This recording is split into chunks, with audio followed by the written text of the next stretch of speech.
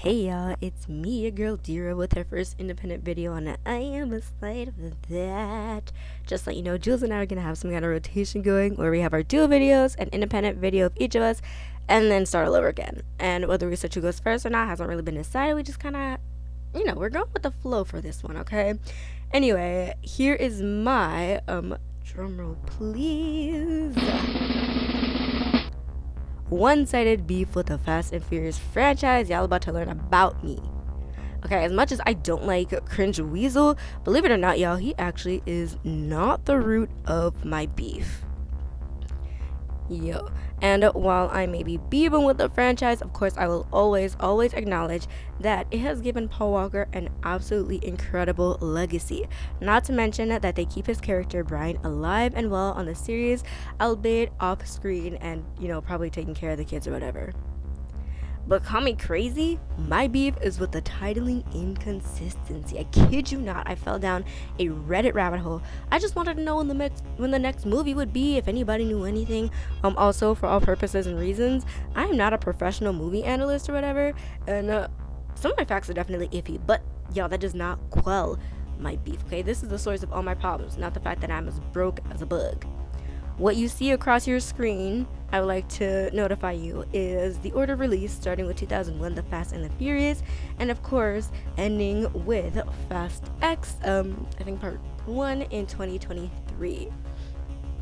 Now, prepare yourself, because this is the canonical timeline, starting of course with the original movie and ending with Fast X, okay? We're gonna go one by one. The Fast and the Furious, Too Fast and Too Furious, Fast and Furious, Fast 5, Fast and Furious 6, The Fast and the Furious Tokyo Drift, followed by Furious 7, The Fate of the Furious F9, and then Fast X, okay? I'm shaking, and not from the caffeine I've consumed. As you can see, The Fast and the Furious 6 is supposed to be followed by The Fast and the Furious Tokyo Drift. It gets revealed later on that is the order. These are the movies that make up the core saga, constantly rebranding and sometimes using a sequential number to help us figure out the order of things. But how does it help us when the release order and the watch order and the inconsistencies just kind of jumble it all up? Okay, and this is not a Star Wars situation, because for Star Wars you can watch it in the order of release or in the numerical order, but that is a different slideshow for a different day, y'all. Okay, today we are focusing on the Fast and Furious franchise. Like I said, this right here is the root of all of my problems, not the fact that I'm broke. Okay, it's this right here. But of course, I can't just make a slideshow presentation. I decided to be a good pookie and did my research, only to find out that apparently I'm not the only one with this problem, and there are different eras. Okay, people generally categorize them in 3, but I'm gonna add a 4th one because it made me crash out.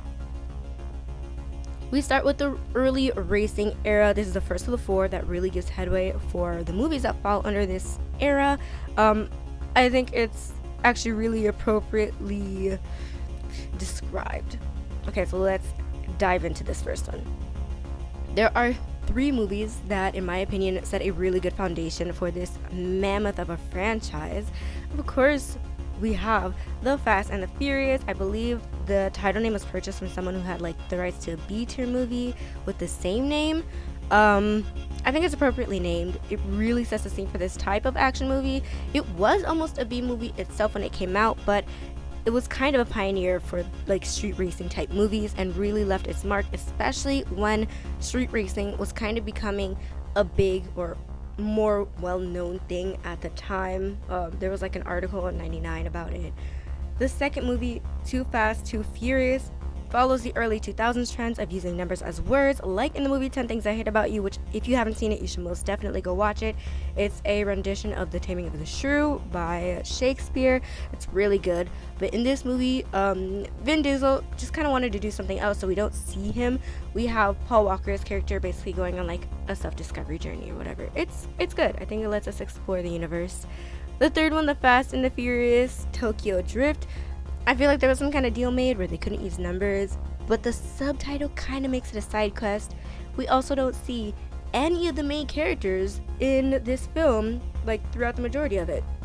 This is supposedly taking place in 2013, 2015, but of course the tech in there that's not the vibe. I mean, don't get me wrong, retro tech is coming back in. Flip phones are all the rage, but back in 2013 and 2015, we were all about sleek iPhones and Androids with the touch screens, okay?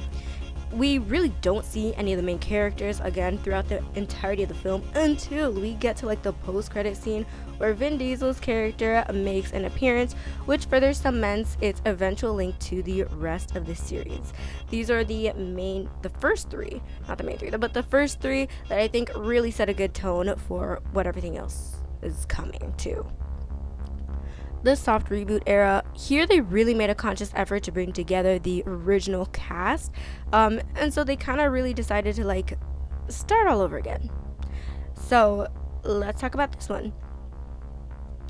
Okay, this one also has 3 movies. What better way to relaunch than by, of course, releasing Fast and Furious, a shortened title of the original. We dropped the. Like, okay, yes, it's shorter, but it also makes people confused. Like, how would I know which one to watch first if I was a first-time viewer? How would I know? Do I watch this one or The Fast and the Furious? Anyway, we got to see Dom and Brian reunite, even though, like, Dom's trying to kill him or whatever. They basically start all over, which is, of course, essentially the intention of this entire reboot. Then we have Fast 5. This is where the storyline starts to pivot from just being about street racing to being about like heists and things. We still have a variation of the shortened title, great alliteration, some components of the original title. At this point, we're somewhat following a pattern. A variation of Fast and Furious, then some kind of number in the title. And if we were to continue this pattern, y'all, I kid you not, if we continued the pattern of the first era, we would have the next one to be a variation of the title of Fast and Furious or of The Fast and Furious with a subtitle, okay? Because that's what we set with the first 3. That should be what comes along next. But would you believe it? That's not the case. We have the shortened title, okay, and we get a number. It's more direct, but when you watch it, the title card only says Furious 6. That's minus 10 aura, bro. Like, you gotta choose. Are we following this pattern or not? I personally would have gone for titling like Fast and Furious to keep the first of this era and then add a subtitle of like London Heist or something because it takes place in London, kind of like how Tokyo Drift takes place in Tokyo. It follows a pattern. I would also like to mention that if it's Furious 6, there should be 6 people on this cover poster, kind of like an Ocean's 8 type deal. I mean, look at Fast 5. There are 5 people on the cover poster. Look at Fast and Furious. This is the 4th movie. It has 4 people on the movie poster. This low-key stresses me out. Because, like, not only is it inconsistently in the titling, but also in, like, the visuals. Like, how are you gonna have, like, 12 people on the cover of Fast and Furious 6 when in the previous ones you've only had next era. We're talking about the global espionage era, aka the we don't really care era, okay? This one, we're picking names out of the hat. Movies get crazier, and so do the titles, okay? We failed to get a good flow going. We're kind of past the point of no return. Yeah, I said it. Past the point of no return. Shout out to all my Phantom fans out there. Under this era, we presently have about 4 movies in this bracket. Until we get another one, that is. It's coming. We just don't know when, okay? I don't know if it's currently being made or not, but apparently it's just okay. We're just Furious now. Furious 7. This should have been somewhat what the 6th movie was called, but this is also the last time we see Brian's character on screen. This was the year Paul Walker passed away. 2 of his brothers were among some of the doubles used for these scenes and for some of his characters' voiceovers. Now this next one, my second hated title in this entire franchise, The Fate of the Furious. This is supposedly a pun where fate sounds like F and the number 8, like you see there at the top, although they should have just used it, because then, like, this really would have established sort of a pattern. Like for the 2nd and the 5th movie, or the 2nd of both eras, have this thing where they have the title and some kind of number involved, okay? So this really was the last moment where we could have established some kind of pattern. I mean, even if they put F8, of course we would have been referring it to F8, but when we read it, we would read it as fate. Like, it's text speech, sure, but again, this really pissed me off because this really was the last point in time where we could have at least have some kind of consistency. But let's not talk about it, because my next one is like my most hated title in the whole franchise, F9. We gave up here. It's comically simple, literally just a letter and a number, no puns, no subtitles, absolutely nothing. We've got weird interactions with self-driving cars and like floating objects. Yes, that was a John Cena joke, and if you didn't get it, spend more time on the internet, I guess. Fast X, to me, we are doing this for no reason. We're going to Roman numerals for no reason, and I think it's a part 1 at that. So not only are we not continuing or trying to follow a pattern, we're also switching up the numbering system. So I personally think for the next one, they should go with Furious X Part 2. So at least we're getting some part of the original title, and because if this one was the part 1, then obviously the next one should be a part 2, but it can't be a part 2 if it's a different number. You feel? I hope they don't switch up the time. I'm writing if they don't. The spin-offs and specials, I'm not talking about extended versions or gag reels or deleted scenes. I mean things that are supposed to or appear to be helping us with the original storyline or to follow the timeline of events, okay? So we're also not talking about any of the shows. First, we have this one, which is the Fast and the Furious Turbocharged Prelude. It's like 6 minutes long. This is supposed to be a bridge between the first and second movie. The titling here isn't as bad, because, this was early days. Although I would have preferred it to be the Too Fast, Too Furious Turbocharged Prelude, because then that way I know that this actually goes before the second movie. I know it's an actual bridge from the first one to the second one. Because when you put it like this, the Fast and the Furious Turbocharged, it leads you to believe that it's the first movie that this goes before. Los Bandoleros is like a TV episode long, 20 minutes-ish. I would call it the bridge between the first and the fourth movie, because it sets up the heist and it kind of like brings back certain characters. I don't really think it's needed. But as you can see, there's no mention that this is for Fast and Furious or the Fast and the Furious, whichever one you want to call it for. You could tell me that this was a poster for a brand new show or a brand new movie, and I would 100% believe you. I'd be like, oh, they just went and got old boy and old girl from the original movie, and they're getting like a new racing show or a new racing movie. How cool of them to do this brand new project, not linked whatsoever with the Fast and the Furious. Okay, Fast and Furious presents Hobbs and Shaw.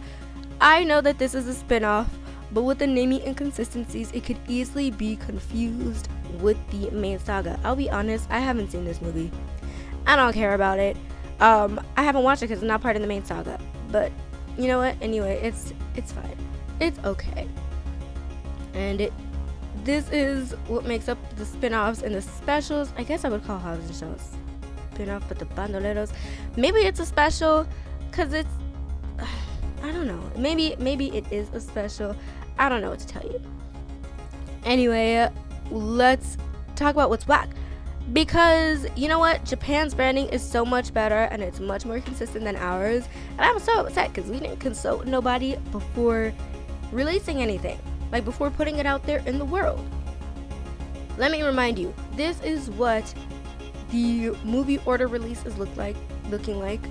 Here are the Japanese titles. We got Wild Speed, Wild Speed X2, Wild Speed X3 Tokyo Drift, Wild Speed Max, Wild Speed Mega Max, okay? And we, like, you can see there's a consistency, okay? And while you know that Wild Speed X2, Wild Speed X3 go together, Wild Speed Max and Mega Max obviously follow each other. That might be a bit confusing as to where they go. And the next one's, Wild Speed Euro Mission. Things start to get a little bit different here. Wild Speed Sky Mission is for Fury 7, because guess what? Kind of takes place in the sky. Makes sense. Wild Speed Ice Break. I think this is the one where they went to Antarctica for the Fate of the Furious, if I'm not mistaken. I haven't seen these movies in a while, y'all, okay? Yeah, let's move on to the next one.